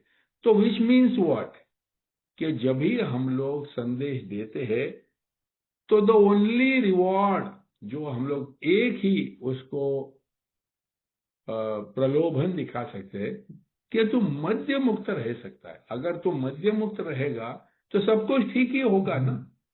फिर तेरा जब दिमाग चलने लगेगा, तेरा शरीर चलने लगेगा, तेरे में थोड़ा बदन में थोड़ी सी ताकत आ जाएगी, तो हर चीज तो तू ठीक अपने आप से ही कर लेगा। तेरे में सब गुण तो पहले से ही थे। आज जो समस्या में तू फंसा हुआ है, वो समस्याओं की वजह से तू नहीं पी रहा है, बल्कि तू पी रहा है, इसकी वजह से ये सब समस्या है। तो तू तेरी शराब बंद कर, तेरी सब समस्या अपने आप से ठीक हो जाएगी। और शराब बंद करने में मैं तेरी मदद कर सकता हूँ। बाकी सब चीजों में मेरे को कोई, मेरे जिंदगी की ही समस्या हर प्रकार से अभी तक सुलझी नहीं है, तो मैं तेरे को क्या मदद करूंगा। लेकिन शराब की जो समस्या है उसमें अगर मदद चाहिए तो मैं जरूर मदद कर सकता हूँ। सिंगलनेस ऑफ पर्पस, एक ही चीज हम लोग करते हैं, शराब से दूर होने में मदद करते हैं, बाकी कोई मदद हम लोग नहीं करते। फिर दूसरा सवाल यहां पर आता है, have I ever imposed on any a member for a special favour or consideration simply because I am a fellow alcoholic. कई बार हम लोग जाने अनजाने में हमारा जो काम का स्वरूप है वो एक दूसरे को बता देते हैं, और लोगों को पता रहता है कि अरे ये मेंबर है, ये फलाना फलाना मेंबर है, ये डॉक्टर है। अब मैं ये मेरा अधिकार समझने लगता हूं कि अगर मैं बीमार होता हूं तो अभी मेरा ये जो फेलो मेंबर है, डॉक्टर है, वो मुझे बिना मूल्य मेरे को मदद करना ही चाहिए। क्यों? क्योंकि अल्कोहलिक्स एनोनिमस बिना मूल्य है। अरे भाई, अल्कोहलिक्स एनोनिमस का संदेशा है या कार्यक्रम जो है या स्पॉन्सरशिप है, ये बिना मूल्य है। लेकिन डॉक्टर की दवा बिना मूल्य नहीं है, डॉक्टर का कंसल्टेशन बिना मूल्य नहीं है। तो मेरे ए सदस्यता का फायदा लेकर मैं जाके किसी के गले में पड़ना, ये प्राथमिकता से दूर हटने जैसा ही है। इसी प्रकार से दूसरा कोई प्रोफेशन हो कि कोई मेंबर वकील है, तो उसके पास में वकीली का सलाह बिना मूल्य लेना, या कोई चार्टर्ड अकाउंटेंट है तो फाइनेंशियल एडवाइस उससे लेना, या इंश्योरेंस एजेंट है तो उसका किसी भी प्रकार का बाहरी इशू का मदद ए मेंबर होने के नाते बिना मूल्य मांगना या इंसिस्ट करना कि ये मुझे चाहिए, ये इस ट्रेडिशन के खिलाफ है। क्योंकि यहाँ प्राथमिक उद्देश्य से हम लोग ढल चुके हैं और बाकी व्यवहार और बाकी मेरे बाहर की दुनिया की जो जिंदगी है, वो सब चीजें हम लोग यहाँ पर लाने लग रहे। इसी चक्कर में हम लोग आर्थिक लेन देन भी नहीं करते कि कुछ टके पे मैंने पैसा दिया और फिर वो पैसा नहीं आया और इस वजह से फिर मैं उसके पीछे जाता हूँ और वो ग्रुप अवॉइड करने लगता है और वो भागने लगता है। तो जो एक सिंपल सी चीज है कि बिना मूल्य संदेश है, तो उसे बिना मूल्य उसकी जो आध्यात्मिकता जो है वो आध्यात्मिकता टिकी रहनी है। तो किसी भी प्रकार का व्यवहार हमारे संबंधों में, ए के संबंधों में नहीं आना चाहिए। क्योंकि व्यवहार आने के बाद साथ ही आता है स्वार्थ, और स्वार्थ आने के साथ में ही उसके साथ परमार्थ खिड़की में से बाहर चला जाता है, आध्यात्मिकता पूरी तरह से नष्ट हो जाती है। तो ये इसीलिए जब भी हम लोग प्राथमिक पर्पस को पकड़ के रखते हैं, सिर्फ ये संदेश वहन, अपने आप को बचाना, दूसरे को मदद करना, इतना ही रखते हैं, तो ये सब चीजें हमारे से नहीं होती। तीसरा सवाल यहाँ पर पूछा जाता है, am I willing to 12 step the next newcomer without regard to who or what is in it for me. यानी अगर किसी अमीर के घर पे, बंगले पे 12 स्टेप कॉल पे जाना है तो मैं तैयार हूं, लेकिन किसी झोपड़े में जाने का होगा तो वो दूसरे को जाने दे। ये टाइप का सेपरेशन मैं करता हूं क्या? या अगर मैं इसको संदेशा दूंगा और ये कल ठीक हो जाएगा तो ये बड़ा इंडस्ट्रियलिस्ट है, इसके पास मुझे नौकरी मिलेगी, या इसके पास से मुझे धन लाभ होगा, या इसकी वजह से मेरी प्रतिष्ठा बढ़ेगी, इसके वजह से मेरे को गाड़ी में घूमने को मिलेगा, होटलों में खाने को मिलेगा, ऐसे दूसरे कुछ हेतु मेरे दिमाग में है क्या? तो जब भी मैं किसी व्यक्ति के साथ काम कर रहा हूं, तो वो व्यक्ति क्या है और उससे मेरा लाभ क्या हो सकता है, ये मेरे मन में हेतु है, या मैं सिर्फ एक पीड़ित शराबी को मदद करने हेतु जा रहा हूं, ये भी मेरे प्राथमिक पर्पज से मैं करीब हूं या दूर हूं, ये बताता है। चौथा सवाल बताया है, do I help my group in every way to fulfil our primary purpose. मेरे समूह से ये प्राथमिक उद्दिष्ट का जो कार्य है, ये पूरा का पूरा हो, इसके लिए मैं हाथ बटाता हूं क्या? इसका मतलब ये कि ग्रुप के, समूह के 12 स्टेप कमेटी में मैं हिस्सा लेता हूं क्या? जब समूह के पास कोई मदद के लिए कॉल आते हैं तो मैं जाने के लिए अपनी तैयारी दिखाता हूं क्या? समूह में अगर कोई सेवा का अवसर मिले, जैसे क्लब, जैसे हमारी ग्रुप का सेक्रेटरी है, ट्रेजरर है, या अंतर समूह में जाके सेवा देनी है, या किसी कमिटी में कार्य करना है, तो यह हर चीज जो है, जो संदेश वहन के लिए जो की जाती है, पीड़ित शराबी तक पहुंचने के लिए की जाती है, उसमें मैं अपना हाथ बटाता हूं या नहीं? पांचवा सवाल यह है, do I remember that a long timers too can be alcoholics who still suffer? Do I try both to help them and to learn from them? इसका मतलब यह है कि क्या मुझे इस बात का एहसास है कि हमारे यहाँ के जो ओल्ड टाइमर्स है, उनके भी जीवन में कुछ ना कुछ समस्या हो सकती है। तो अगर मेरे समूह के ओल्ड टाइमर्स आज ग्रुप में आ नहीं रहे हैं, तो उनको क्या दिक्कत है? उनको कोई शारीरिक तकलीफ है, या आर्थिक तकलीफ है, या उनके घर में कोई मानसिक संतुलन गया हुआ है, क्या प्रॉब्लम है? क्या मैं वो भी समझने का कोशिश करता हूं? उनको भी मदद की जरूरत है, ये मैं जानने का कोशिश करता हूँ। और अगर कोई ऐसा ओल्ड टाइमर है जो अभी ठीक नहीं है, किसी वजह से दोबारा शराब के पास गया हुआ है, तो क्या मैं दोबारा उसको ला नहीं सकता हूँ? या अगर उसके पास से कुछ गलतियां हुई होगी जिनके वजह से उसको शराब के पास जाना होगा पड़ा होगा, या बाकी जीवन में बर्बादी हुई होगी, तो क्या मैं उसकी गलतियों से मैं सीख सकता हूँ? तो जब भी मदद करनी है, अरे ओल्ड टाइमर को क्या मदद करेगा, उसको तो चर्बी थी इसके लिए उसने किया, नहीं दोस्तों। हम सभी सिर्फ एक दिन के हिसाब से शराब से दूर है, सभी के पैर मिट्टी के हैं। आज जो स्ट्रांग है वो कल वीक हो सकता है, और आज जो वीक है वो कल स्ट्रांग हो सकता है। ये हमारे इस बीमारी का सिम्टम है। सो हम हमेशा सतर्क रहेंगे और सबके प्रति हमारे दिल में प्यार और सहायता करने का भाव रहेगा। और आखिरी सवाल ये है, छठा, does our group ever use money from the basket for dinners और इवेंट्स और for memorials for members who have passed on? इसका मतलब हमारे समूह में जो किटी बॉक्स घूमता है, जहां जो पैसा इकट्ठा होता है, वो लोगों ने डाला हुआ है, वो आपके समूह को लिए नहीं दिया है, वो उन्होंने अल्कोहलिक्स एनोनिमस का सेवा कार्य बना रहे, चलता रहे, इसके लिए दिया हुआ है। तो अगर मैं ये पैसा दबोच के रखता हूं और मेरी नाइट विजिल, बड़ी नाइट विजिल करेंगे, बड़ी अल्केथॉन करेंगे और वहां पर ये पैसा इस्तेमाल करेंगे, नहीं दोस्तों। ये जो पैसा है वो वहां पर आने वाले लोगों ने एए के संदेश वहन के हेतु दिया हुआ पैसा है। अगर आपको नाइट विजिल करना है, अगर आपको अल्केथॉन करना है, आपको एनिवर्सरी सेलिब्रेट करनी है, या किसी भी प्रकार का कार्यक्रम करना है, जैसे डिनर प्लान करना है, एनिवर्सरी, तो आप अपनी जेब में से पैसा निकालिए। लेकिन ये जो किटी बॉक्स में आया हुआ जो पैसा है, वो सिर्फ संदेश वहन के हेतु इस्तेमाल होना चाहिए। या तो समूह की तरफ से वो एक्टिविटी की जाए, संदेश वहन किया जाए, या तो हमारे आगे की जो सर्विसेज है, जैसे अंतर समूह है, स्टेट कमेटी है, नेशनल हमारा जीएसओ है, तो ये सभी लोग जहां पर अभी तक संदेशा नहीं पहुंचा है, वहां पर संदेश देने का काम में लगे हुए रहते हैं। तो अगर मेरे पास काम नहीं है, अगर मेरे पास एक्सेस पैसा है जो मेरा काम करने के बाद में भी बचते है, तो ये पैसा उन सर्विस बॉडीज को जाना चाहिए। ये छठा पॉइंट है। और सबसे महत्वपूर्ण जो पॉइंट हमारा ये ट्रेडिशन शुरू होने के पहले रवि भाई ने याद दिलाया था कि प्रॉब्लम्स अदर देन अल्कोहल, जैसे कई बार हम अल्कोहलिक्स एनोनिमस में बाकी समस्या होने वाले लोग भी यहाँ पर आते हैं। समझो किसी को ड्रग्स की समस्या है, किसी को गैम्बलिंग की समस्या है, किसी को ओवर ईटिंग की समस्या है, किसी को सेक्स की समस्या है।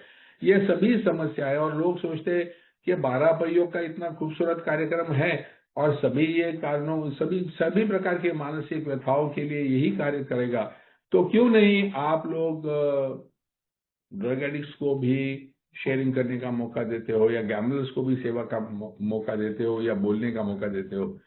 तो हमारे एक पैम्पलेट है, बिल डब्ल्यू साहब ने लिखा हुआ पैम्पलेट है, प्रॉब्लम्स अदर देन अल्कोहल। तो उसमें उसका मथितार्थ ये है कि हम जानते हैं कि हमने जो कुछ भी लिया है वो दुनिया से ही लिया है, और हम अभी अभी सिर्फ अपने आप को बचाने को सीखे हुए हैं।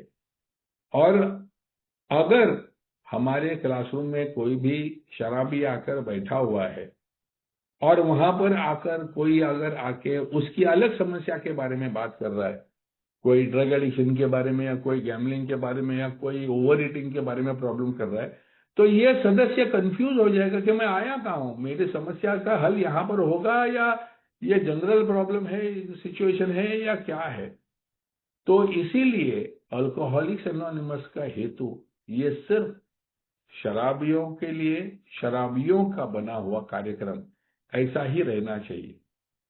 यानी कि बाकी अगर कोई सदस्य यहाँ पर आकर बैठना चाहे तो जरूर बैठ सकते हैं, लेकिन अगर उनको अनुभव करना, शेयर का कथन करना है, तो वो सिर्फ अपने शराब के जो समस्या के प्रति जो अनुभव है उसी के बारे में वो बात कर सकते हैं। इसी में से आगे जाके अलग अलग फेलोशिप्स जैसे narcotics anonymous, over eaters anonymous, gamblers anonymous या ढेर सारे ऐसे मोर देन 100 सच फेलोशिप्स आज अस्तित्व में है जिन्होंने यही 12 कदम अपनाए हैं और अलग अलग उलझनों को उसको इस्तेमाल किया है। तो अल्कोहलिक्स एनोनिमस ने यही सोचा कि हमारा प्राथमिक उद्देश्य है खुद बचे रहना और दूसरे शराबी को मदद करना, और वही प्राथमिक उद्देश्य को हम बनाए रखेंगे। इसके अलावा हम कोई भी कितना भी महत्वपूर्ण क्यों नहीं हो, लेकिन वो हमारा उद्देश्य नहीं है और वो हम नहीं करेंगे।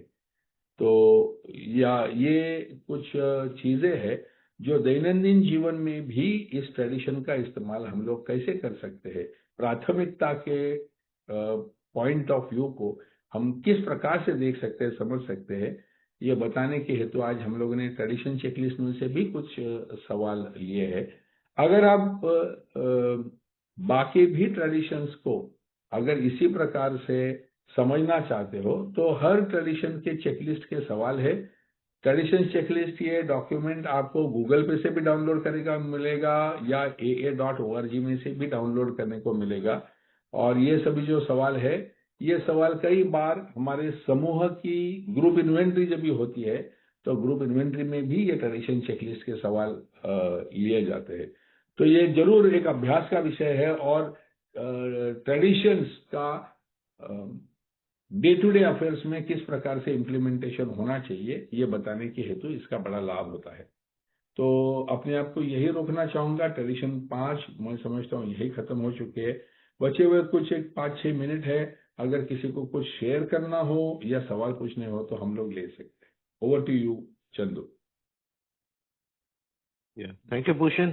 दोस्तों, आपका अगर कोई सवाल है तो आप हाथ उठा सकते हैं। और राहुल, यस राहुल। 3 मिनट खाली शेयर करना था, सवाल नहीं था मेरा। अभी ये इसमें मेरा अनुभव, लेटेस्ट अनुभव है। तो दोस्तों, मैं अभी मालवन गया था सूरत से, और वहां से रात को 1:30 बजे घर से निकला, और वहां पे सुबह शाम को 6:30 बजे थक गया। गाड़ी वहां अनजान स्टेशन पे रुकी, और ऐसा बस में जा रहा था मैं। मेरे को विचार आ रहा था कि मैं इतना 700-800 1000 किलोमीटर क्यों आया, पछतावा आ रहा है। वो गाड़ी में मेरे को उल्टी होने जैसा लग रहा था थोड़ा, यानी ऐसा 24 घंटे का सफर करके मैं वो गया, और वहां पे एक डिटॉक्स कैंप जैसा चल रहा था। और वहां पे मैं गया और डिटॉक्स कैंप में देखा एक शराबी जो है एक रूम के अंदर बंद है और वो तड़फ रहा है ऐसा। और अचानक दोस्तों, मेरा जो थकाव और मेरा जो मन में जो नेगेटिविटी थी वो सारी निकल गई, और मैं सोचा मैं कहाँ आ गया। और मैं इतने सालों से अल्कोहलिक एनोनिमस का कार्यक्रम प्रैक्टिस कर रहा हूँ, और वो BW साहब ने उनके घर में शराबी को रखते थे, वो सारा ट्रेडिशन वो, और वो 12वीं पायरी में लिखा है कि शराबी तुम्हारा बार बार आपको फोन करेगा, रात को परेशान करेगा, हैरान करेगा, और आपको उसके काम से पुलिस स्टेशन भी जाना पड़ सकता है। और वो बिल की कहानी में लिखा है कि एक आदमी हमारे घर में मृत्यु उसकी हो गई। ये सारा दोस्तों मैंने पढ़ा था, लेकिन जब वो डिटॉक्स कैंप में मैं गया, वो सारा पिक्चर मेरे सामने आया, और मेरे को पूरा अल्कोहलिक एनोनिमस का हाथ मालूम पड़ा कि BW साहब अपने घर में 12 के वो डिटॉक्स करवाते थे शराबी को। मुझे ऐसा एक पिक्चराइजेशन मेरे दिमाग में आया। और वो सारे उसका वहां पे भी वो लोग जो थे, 1 मेंबर आए थे। एक मेंबर तो बैंगलोर से आया था, श्रीकांत करके, और वो पूरा रात दिन उधर ही रहता था, शराबियों के ऊपर ध्यान रहता था। वहां पे भी एक दूसरा एक मेंबर था अपना, एक फ्रांसिस्को, और ये सब लोग ध्यान रखते थे, और वो शराबी को बाहर नहीं जाने देते थे, तो रात को बार बार उठ जाते थे। और कई दिनों तो 2-3 दिनों तक वो लोग सोए नहीं। तो ये 12 स्टेप का काम दोस्तों, यानी जब शुरुआत में अल्कोहलिक एनोनिमस जैसा चालू हुआ तो इतना कठोर हमारे जो शुरुआत के मेंबरों ने, जो बॉटम हिट लोगों को ही संदेशा जाता था लगभग ही, ऐसा उल्लेख भी उन्होंने किया है। और फिर मुझे समझ में आया कि एक्चुअली क्या होता है कि हमारा जो ग्रुप बोलता है, अल्कोहलिक एनोनिमस का ग्रुप बोलता है, ग्रुप की पीड़ित शराबी तक, हर एक ग्रुप का प्राथमिक उद्देश्य है पीड़ित शराबी तक संदेशा ले जाना, यानी पीड़ित जो पीड़ा रहा है वो। और दोस्तों, मेरे को बहुत दिन, यानी थोड़ा पछतावा यार, हम क्या बातें करते खाली यार। और हम सब ये करते और ये लोग मर रहे हैं शराब पी पी के। जब मैंने डिटॉक्स कैंप देखा, सुबह आशीष देशपांडे वहां पे आए थे और वहां पे फर्स्ट शेयरिंग को मेरे को उठाया उन्होंने, और मेरे पूरे शरीर में ऐसे एक रोंगटे खड़े हो गए। 17 नए शराबी बैठे हुए, एकदम बढ़िया राहुल, अनुभव। और मेरा सारा, हाँ हो गया सारा हो मेरा गया जो, राहुल? हाँ हाँ, सारा जो मेरा पछतावा था वो सब सब निकल गया। और बहुत अच्छा अनुभव आया दोस्तों मुझे, ये 5वां पायरी का जो मैंने काम किया, और पूरा ये का पिक्चराइजेशन मेरे मन में और वो सब समझ में आने लगा मुझे। धन्यवाद, thank you. Thank you Rahul, बहुत अच्छा अनुभव शेयर किया आपने। अगली अगला हाथ उठाया दीपक। यस दीपक, क्विकली, हमारे पास 2 मिनट है प्लीज। दीपक अहमदाबाद, अनम्यूट कीजिए प्लीज।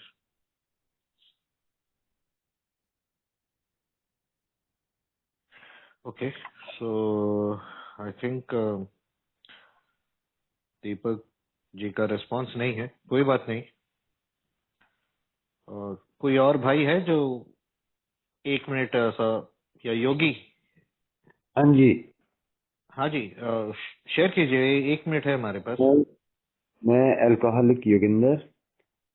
सबसे पहले अपने सभी फेलो मेंबर्स को नमस्कार, और मैं आभार प्रकट करना चाहूंगा। मैंने अभी थोड़ी देर पहले ही व्हाट्सएप ऑन किया और देखा तो एकदम आप लोग समक्ष थे। मुझे बहुत ही अच्छा लगा। मैंने बहुत ज्ञान अर्जित करता हूँ ए के माध्यम से, ए फेलोशिप के माध्यम से, और मैं सभी फेलो मेंबर्स का शुक्रगुजार हूँ तहे दिल से। बहुत बहुत धन्यवाद आप सभी लोगों का। Please be with me, guide me, I need your help. Thank you. Thank you. Thank you, thank you Yoginder ji. आप भी हमारे थैंक साथ यू। बने रहिए। हम हर शुक्रवार को 9 से 10:30 बजे मिलते हैं और चर्चा करते हैं स्टेप्स और ट्रेडिशंस पे।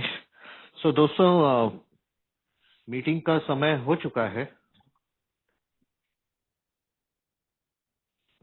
तो वो मैं रिकॉर्डिंग बंद कर देता हूँ। ओके।